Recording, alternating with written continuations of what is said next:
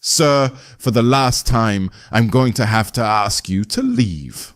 The voice was young and brittle, with an authority it didn't quite own.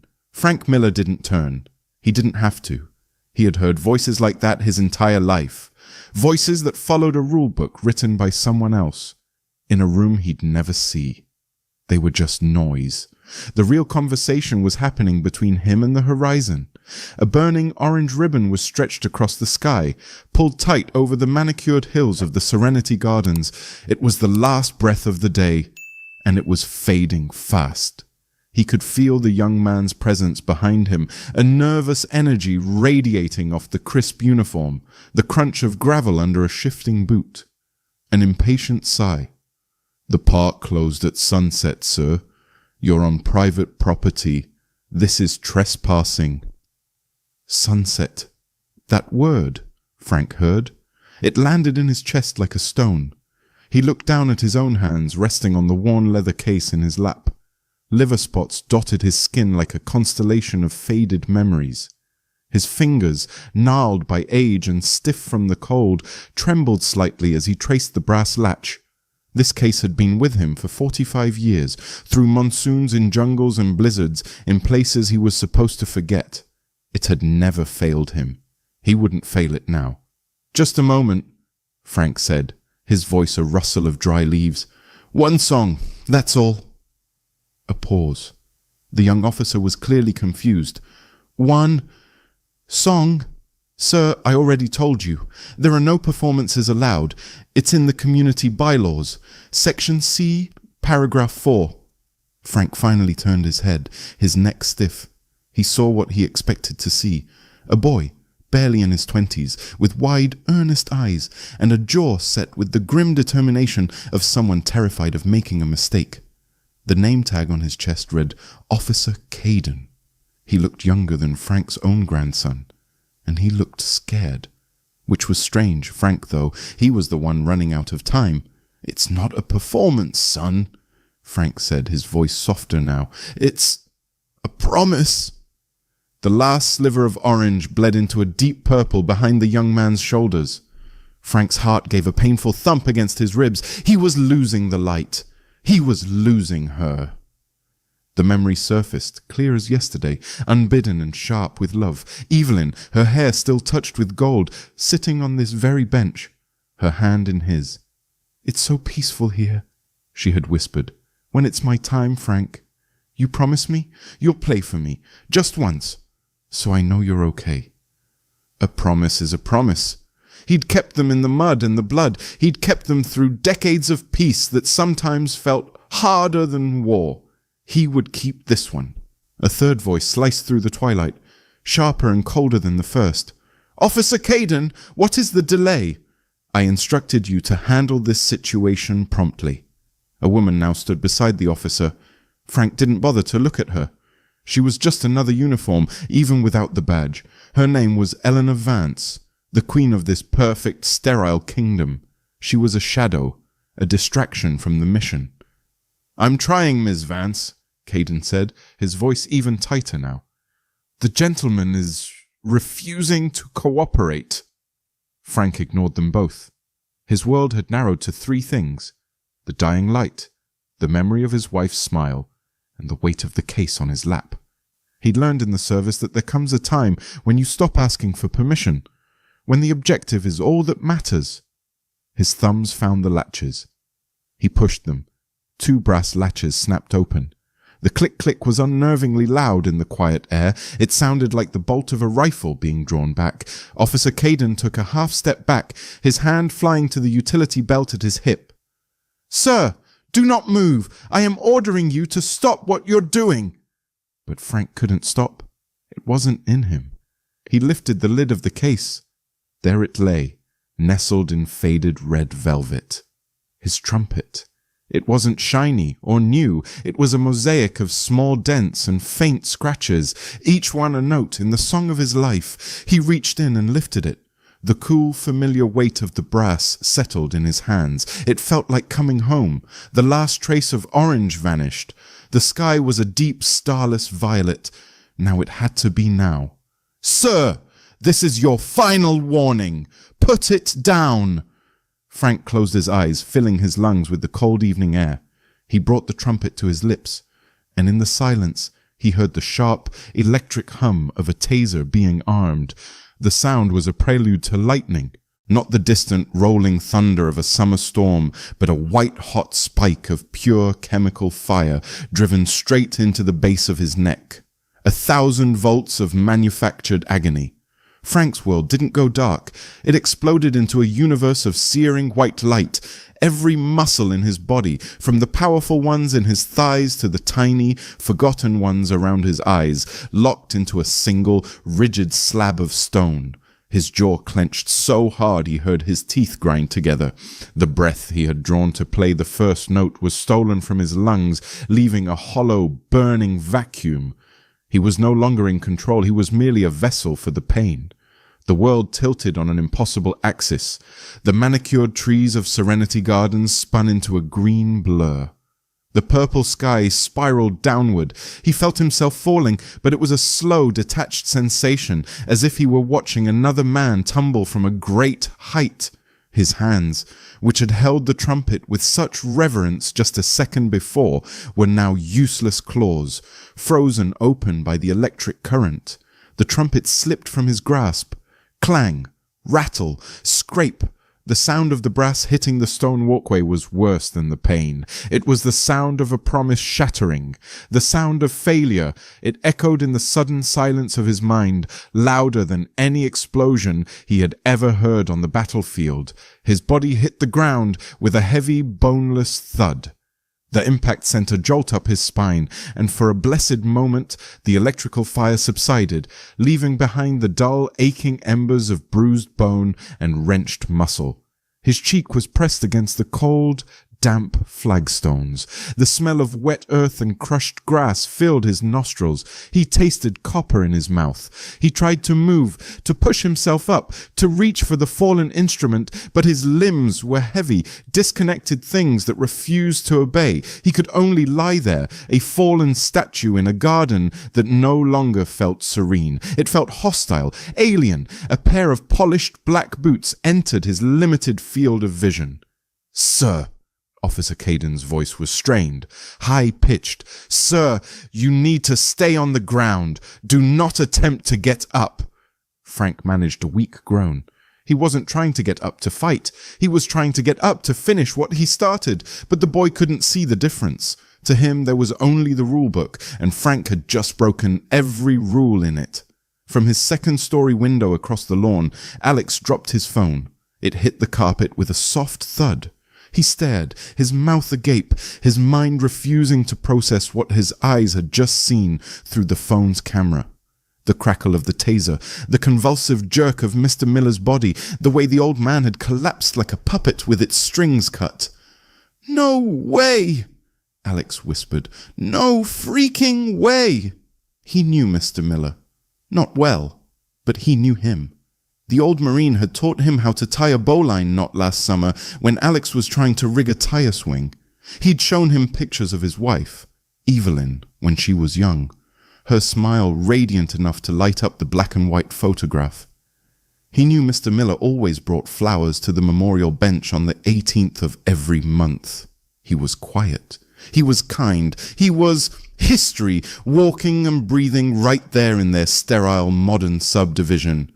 And that cop had just tasered him. For what? For holding a trumpet. A hot surge of anger, fierce and righteous, flooded Alex's chest. This wasn't right. This wasn't just some viral video of a stranger getting into trouble. This was Mr. Miller. He snatched his phone off the floor. His hands were shaking, but his purpose was clear. He had 17 viewers on his live stream. Pathetic. He needed more. He needed the right people to see this. He ended the stream, his mind racing. Who could he send it to? His friends? They'd just share it with laughing emojis. The news? It would take too long. Then he remembered the bumper sticker on the back of Mr. Miller's old pickup truck. A faded red and gold circle with an eagle, a globe, and an anchor. USMC. Below it the words Semper Fi. He remembered asking what it meant. Always faithful, Mr. Miller had said. "It means we don't leave our own behind." Alex's fingers flew across the screen. He opened Facebook, went to the search bar, and typed King County Veterans Vav F. Buhold. A page popped up. It had a phone number, but he knew a video was more powerful. He found the option to post to their page. He uploaded the 47-second clip of the confrontation. For the caption, he didn't know what to say, so he just typed the truth. "They are hurting a Marine at Serenity Gardens. Right now. His name is Frank Miller. Please, somebody help him." He hit post. Then he started a new live stream, propping the phone against the window pane, his own private vigil. The camera was once again focused on the small, crumpled figure on the ground. Frank felt hands on him, rolling him over from his side onto his stomach. The movement was rough, impersonal. The cold stone scraped against his ear. He squeezed his eyes shut, a fresh wave of pain washing over him. His suit jacket was bunched up uncomfortably under his shoulders. This was the suit he had worn to Evelyn's funeral. The suit he had worn when he proposed to her under an oak tree a lifetime ago. Now it was being twisted and soiled on the ground. He felt a sharp pressure on his lower back, a knee pressing down. It wasn't heavy, but it was insistent, pinning him in place. Then came the cold kiss of metal on his right wrist. Click. The sound was so final, so definitive. He had been a soldier. He had held rifles, mortars, the hand of a dying friend. He had held his wife's hand for nearly 50 years.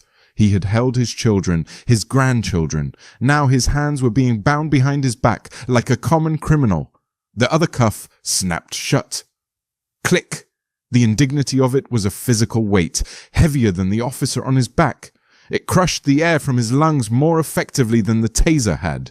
He had survived Iwo Jima. He had stared down death in the frozen mountains of Korea. He had buried friends, and he had buried his wife. He had endured war zones, surgeries, and 80 winters of relentless time, but nothing had prepared him for this quiet, petty, meaningless cruelty.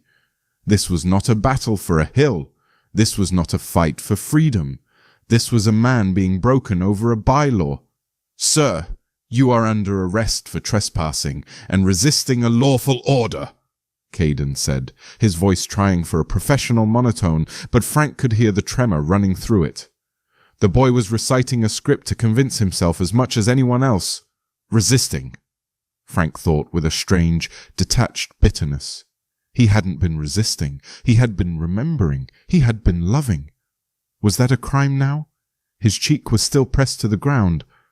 By turning his head just slightly, he could see it. The trumpet. It lay on its side, a few feet away, its bell dented from the fall. The polished brass, once so full of potential music, now looked dull and lifeless under the cold glare of the park's security lights. It was a fallen soldier, a testament to his failure. He had broken his promise. The sun was long gone. The moment had passed. Evelyn was alone in the dark, and he hadn't played for her. The thought was a shard of ice in his heart. The physical pain was nothing compared to this. This was a wound to the soul. He felt himself being pulled upwards, hoisted to his feet by his bound arms. His knees buckled, and his head swam. The world was a dizzying smear of light and shadow. "Easy now, sir," Caden grunted, struggling with his weight. Frank's gaze remained locked on the trumpet. It was so close, so agonizingly far away. He heard Miss Vance's voice one last time. It was dripping with smug satisfaction. "Good work, officer. See that he is removed from the premises immediately. This is a respectable community, and we will not tolerate this kind of behavior." He heard her footsteps click away on the stone path, the sound of her departure as decisive as a judge's gavel. She didn't look back. To her, the problem was solved. The trash had been taken out. Caden fumbled for the radio on his shoulder. His voice cracked as he spoke into it. "Dispatch, this is Unit 3 at Serenity Gardens. I have one individual in custody requesting transport." "Copy, Unit 3, a tinny voice replied. "What are the charges?" Caden cleared his throat. trespassing, failure to comply, and resisting. That word again. Resisting. Frank closed his eyes. Each syllable was another link in the chain of humiliation being wrapped around him. He wasn't a hero. He wasn't a soldier anymore. He wasn't even a husband who could keep a simple promise. In the eyes of the world, in the official record of this cold, lonely night, he was just an old man who resisted. He was brought to the memorial bench, Evelyn's bench, and forced to sit. The cold iron bit through his trousers. Caden stood a few feet away, a silent, awkward sentinel, waiting for a car to arrive and haul away his prize. The silence that descended was profound. It was a silence filled with the ghost of a song that would never be played. It was the silence of absolute defeat. Frank Miller, Sergeant Major, United States Marine Corps, retired, sat in the dark, in handcuffs, his head bowed, the weight of 80 years and one broken promise pressing down on him until he thought his very bones might turn to dust. And in that moment, he felt more alone than he ever had in his entire life. Frank sat on the cold iron bench, a prisoner in the garden his wife had loved. The silence that followed Officer Caden's radio call was a living thing, thick and suffocating. It was the silence of utter defeat. In this quiet, manicured corner of the world, a promise had died and honor had been shackled with cheap metal. All that was left was the wait for a car to arrive and formalize the humiliation. But the sound that finally broke the stillness was wrong. It wasn't the high, approaching wail of a police siren. It was a low rumble, a deep, guttural vibration that seemed to come from the earth itself. It grew steadily, not just a single engine, but several, a chorus of controlled power. Frank lifted his head, his brow furrowed. Caden heard it too. The young officer shifted his weight, glancing nervously toward the main gate of Serenity Gardens. The rumble became the roar of motorcycles, the throaty growl of a heavy truck.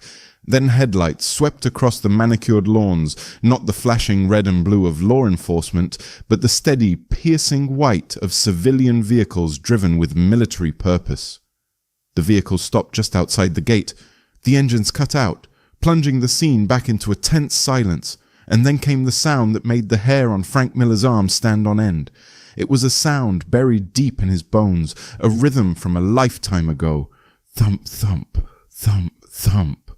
It was the sound of polished boots hitting pavement in perfect, disciplined unison. Not the hurried shuffle of cops or the casual stride of civilians. This was the sound of a formation, the sound of intent. Caden's nervousness turned to visible alarm. He unclipped his radio, his hand shaking slightly. Dispatch, be advised, we have multiple individuals approaching on foot. Frank pushed himself straighter on the bench. He watched the main gate, his heart hammering a strange, forgotten rhythm against his ribs. 6 figures emerged from the darkness, stepping into the yellow glow of the garden lights. They were shadows at first, then they resolved into men. They wore no uniforms, just jeans, work jackets, and USMC t-shirts. But it wasn't what they wore, it was how they wore it. Their shoulders were square, their backs were straight, their chins were up. They moved together, a single silent unit of purpose, their presence sucking all the air out of the night. They didn't rush. They didn't need to. Their steady, deliberate advance was more intimidating than any charge.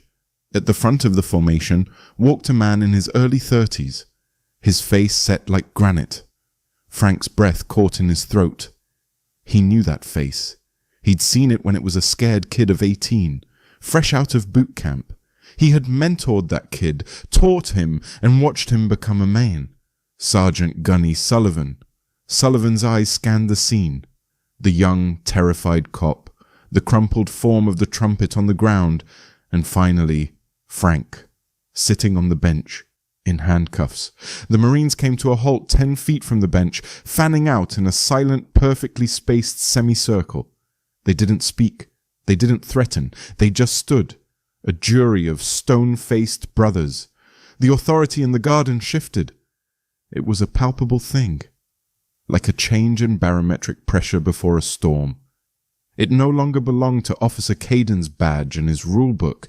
It belonged to the unwavering posture of 6 men who had been forged in fire. Sullivan took 2 slow steps forward. He didn't look at Frank again. His gaze, cold and hard as chipped steel, was locked on Caden. He spoke, and his voice was quiet, dangerously calm. "Explain this." Caden swallowed hard, trying to puff out his chest. "This is official. This man is under arrest. You are interfering with a police investigation." Sullivan didn't even blink. "I didn't ask you for the procedure. I asked you to explain why Sergeant Major Frank Miller is sitting on a bench in handcuffs." The use of his rank, Sergeant Major, hit Frank like a physical blow. In that single moment, Sullivan had given him back his name, his history, his honor. He wasn't a vagrant. He wasn't a trespasser. He was a Sergeant Major of the United States Marine Corps. He was trespassing, Caden stammered, his confidence crumbling under that relentless gaze. "He refused to leave. He was resisting." Sullivan took another step. He was closer now, his shadow falling over the young officer. "Resisting? This man is 80 years old. He has buried more friends than you've ever had. He has endured more pain than you can imagine. He just buried his wife. And you're telling me he resisted you?" Sullivan's voice dropped to a near whisper, but it carried more menace than any shout. "I've seen this man charge a machine gun nest. What exactly did he do to you? Threaten you with his trumpet?" He gestured with his chin toward the fallen instrument. Caden was speechless. He looked from Sullivan to the other silent Marines, then back. He was a boy surrounded by wolves. "Take them off," Sullivan commanded. It wasn't a request. There was no room for negotiation in his tone. "Now." Caden fumbled at his belt, his hands trembling so badly he could barely retrieve the small key. He stepped toward Frank, avoiding Sullivan's eyes. He unlocked one cuff, then the other. Click. Click. The sound of the metal falling away was the sweetest music Frank had ever heard. He rubbed his wrists, the skin red and raw. He didn't try to stand. He just sat there, breathing, feeling the blood return to his hands. Sullivan stood over him for a moment. Then he turned, walked to where the trumpet lay, and bent down. He picked it up with a gentleness that seemed out of place for a man so hard. He inspected the new dent in the bell, his jaw tightening. He walked back to Frank and held it out. His eyes finally met Frank's, and in them the old man saw not pity, but a deep, unshakable loyalty, a fierce, protective anger.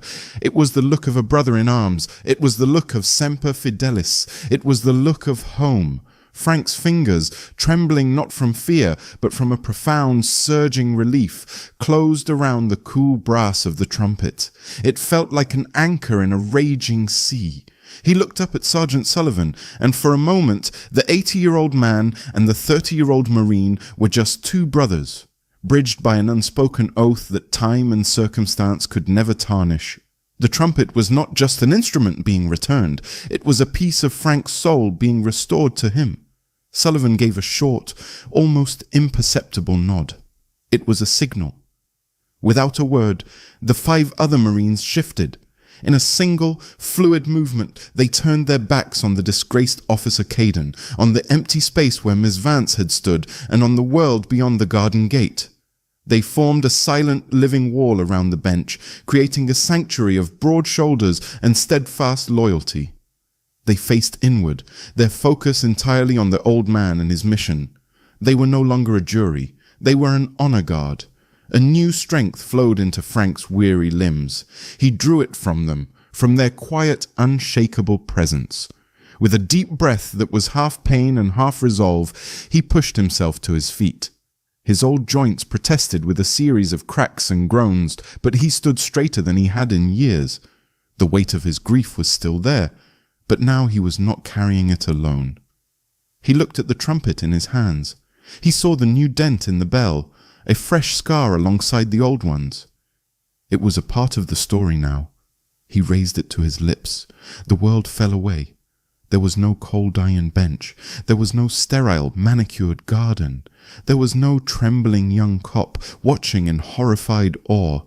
There was only the darkness, the memory of his wife's smile, and the duty he had yet to fulfill. He took a breath, and this time it did not catch in his throat. It was steady. It was full. He played. The first note that emerged from the bell was not perfect. It was soft, fragile, and trembled with the sorrow of a man who had been pushed to his limit. It was the sound of a heart breaking. It hung in the cool night air for a moment, a question mark of pure grief. But the second note was different. It was stronger, clearer. It found its pitch with a certainty that spoke of a lifetime of love. This note was not for the pain he had just endured. It was for the joy he remembered. It was the sound of their first dance, of her laughter echoing in their small kitchen, of her hand fitting perfectly in his. Then came the rest, the 24 iconic notes of taps. But in Frank's hands on this night, it was more than a bugle call. It was a symphony. Each note was infused with a piece of his soul. The discipline of Paris Island was in the crisp precision of the melody. The terror of a midnight firefight was in its mournful undertones. The quiet pride of his service, the deep, abiding peace of his 50-year marriage, the crushing weight of his final goodbye. It was all there. The music poured out of him, a lifetime of unspoken emotion finding its voice in the pure, melancholic cry of the brass. His eyes were closed, but he saw her. He saw Evelyn, not as she was at the end, frail and fading, but as she would forever be in his heart, young, vibrant, her eyes sparkling with a love that had been his only true north. He played for her, and only for her. He was finally keeping his promise. Across the garden, hidden in the shadows of his window, Alex the teenager held his phone steady, the live stream still running. The comments were now a torrent of hearts, of flags, of praying hands. He wasn't just recording an incident anymore. He was a custodian of a sacred moment. He felt tears welling in his own eyes, a lump forming in his throat for a man he barely knew, and a love he could only hope to find one day. The final note of taps hung in the air, a long solitary whisper that seemed to stretch into eternity. Then it faded, leaving behind a silence more profound and more peaceful than any that had come before. Frank lowered the trumpet, his arms heavy. A single tear, hot and cleansing, traced a path through the grime on his cheek and dripped from his chin. He had nothing left. He had given it all to the song. He swayed slightly, the emotional and physical toll of the night finally catching up to him. Before he could fall, Sullivan's hand was on his shoulder, firm and steady. The touch was simple, but it conveyed everything. "I'm here. We've got you. You are not alone." Frank looked at him and managed a small, weary nod of gratitude. Officer Caden, who had stood frozen this whole time, now seemed to shrink. He was a ghost at a ceremony where he didn't belong. Without a word, he turned and walked away. A small, defeated figure retreating to the flashing lights of the patrol car he had called for his vanquished foe, a transport that would now serve as his own chariot of shame. Sullivan and his men didn't leave. They stood with Frank in the quiet aftermath, a silent vigil under the park lights. They waited until his breathing was steady, until some strength had returned to his legs. Finally, Sullivan spoke, his voice low and respectful. "We'll take you home, Sergeant Major." Frank shook his head gently. "Thank you, Gunny, but I think I can make it from here." He needed to walk away on his own terms. Sullivan understood. He and his men took one step back, and as one, they raised their hands in a slow, perfect salute. It wasn't the crisp, formal salute of the parade ground. It was a gesture of deep, personal respect. A salute from one generation of warriors to another. Frank, his back straight and the trumpet held firmly in his hand, gave a slow, tired nod in return. It was the only salute he had left in him. He watched them turn and march away, their footsteps once again falling into that familiar, rhythmic cadence, until they disappeared into the darkness, leaving nothing behind but a profound sense of peace. 3 weeks later, the world was a different place. The video Alex posted had exploded. News trucks had camped outside Serenity Gardens for days. Ms. Vance had issued a public apology through her lawyer before disappearing on a long vacation. Officer Caden was on indefinite administrative leave pending a full review. The police department, facing a firestorm of public outrage from veterans groups across the country, announced a new training initiative for handling encounters with senior citizens, a policy the media quickly dubbed the Frank Miller Protocol. But none of that mattered to Frank. He didn't care about the news reports or the hashtags. He cared about the stack of letters on his kitchen table sent from veterans and widows from all 50 states, sharing their own stories of love and loss. He cared about the quiet visits from Sullivan, who now stopped by every Tuesday with 2 cups of coffee, and they would just sit on the porch in comfortable silence. 2 brothers who didn't need words. On a bright, clear afternoon, Frank returned to the garden. He wore a freshly pressed suit. He walked slowly, but without the heavy shuffle of defeat. He carried the trumpet case, but it no longer felt like a burden. He sat on the bench, their bench, and placed the case beside him. The new dent in the trumpet's bell had been hammered out by a fellow Marine who owned a music shop. It wasn't perfect. You could still see the faint outline of the scar if you looked closely. Frank was glad. It was a reminder. He didn't play today. He didn't need to. The song had been played. The promise had been kept. He just sat there as the sun began to set, its light warm and golden, no longer a ticking clock, but a gentle embrace. He felt a profound sense of peace settle over him, a quiet stillness in his soul. He had faced the silence and with a little help had filled it with music. He looked at the empty space beside him and smiled. A real smile this time, free of pain.